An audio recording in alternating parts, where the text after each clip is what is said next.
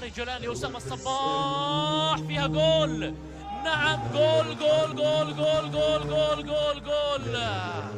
العنابي يتقدم هنا عبر لاعبه الجديد أحمد عاطف دراغمي، يسجل أولا لفريق ثقافي طول كرم بعد خطأ راسية وجول. فيها جول فيها جول فيها جول جول جول جول جول جول جول.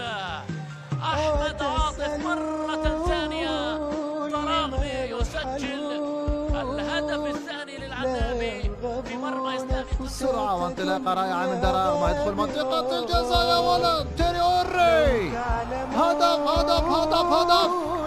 اوه صاروخ وانطلق، سهم وراح يا احمد يا دراغمي. روعة روعة روعة روعة روعة، هذا الهدف وهذا المجهود.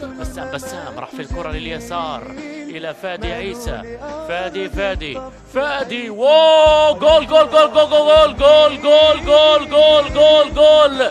هداف جديد يظهر هنا في دوري المحترفين، هداف جديد يظهر هنا في دوري المحترفين. أحمد يا أحمد عاطف يسجل الهدف الأول في هذه المباراة. التسديدة القوية، الكرة الماضية، جول جول جول جول جول جول جول جول جول جول جول جول.